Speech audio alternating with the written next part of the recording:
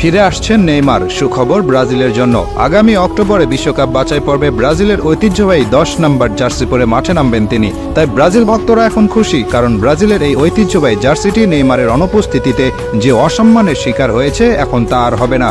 আগামী অক্টোবরে শক্তিশালী দল চিলির বিপক্ষে খেলবে ব্রাজিল। বিশ্বকাপ বাছাই পর্বে ব্রাজিলের অবস্থা এখন খুব ভালো নয়, আছে 6 নম্বরে। পৃথিবীর ইতিহাসে একমাত্র দল ব্রাজিল যারা সবগুলো বিশ্বকাপের আসরে খেলেছে। বাকি যত দল আছে, আর্জেন্টিনা, স্পেন, জার্মানি, যাদের কথাই বলুন না কেন, তারা সবাই একবার না একবার হলেও বাছাই পর্ব থেকে বাদ পড়ে মূল বিশ্বকাপ খেলার যোগ্যতা হারিয়েছিল। কিন্তু ব্রাজিলই একমাত্র দল যাদের কোনোদিন এমন কিছু দেখতে হয়নি। কিন্তু এবার শঙ্কা জেগেছে বিশ্বকাপ বাছাই পর্ব থেকে বাদ পড়ার। আর তাই এমন সময়ে দলের প্রাণভোমরা নেইমারের দলে ফেরার এমন ঘোষণা আশা জাগিয়েছে ব্রাজিল ভক্তদের মনে, কারণ নেইমার কি জিনিস সেটা সকলেই জানে। নেইমার এমন একজন খেলোয়াড় যিনি একাই পারেন একটা ম্যাচ জিতিয়ে নিয়ে আসতে।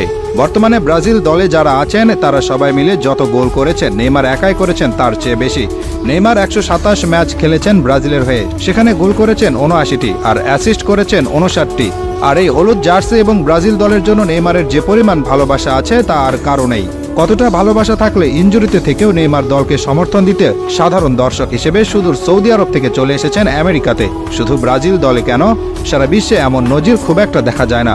2টি ম্যাচেই তিনি ছিলেন স্ট্যান্ডে, ব্রাজিলের গোলে উৎসাহ দিয়েছেন, উল্লাস করেছেন, এমনকি ছিলেন ড্রেসিং রুমেও। কোস্টারিকার সাথে প্রথম ম্যাচে ড্র করেছিল ব্রাজিল।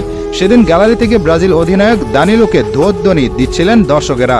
দানিলোও এগিয়ে গিয়েছিলেন তাদের জবাব দিতে, কিন্তু এগিয়ে আসলেন নেইমার, দানিলোকে বুঝালেন, বললেন এই মানুষগুলো ব্রাজিল দলকে ভালোবাসে, তারা এই দলের খারাপ সময়টাই মেনে নিতে পারছে না। বুঝিয়ে শুনিয়ে নেইমার দানিলোকে নিয়ে গেলেন ড্রেসিং রুমের দিকে, দায়িত্ব পালন করলেন বড় ভাইয়ের। নেইমারের তুলনায় বর্তমান সময়ের ভিনিসিয়াস জুনিয়র আর রদ্রিগো গোজ আসলে কিছুই না। তারা নিজ ক্লাবে যত বড় তারকায় হয়ে যান না কেন, জাতীয় দলের নেইমার যে পারফর্ম করতেন তার সাথে আর কোনো কিছুর কোনো তুলনা হয় না। বিশ্বকাপে কোয়ার্টার ফাইনালে যেদিন নেইমার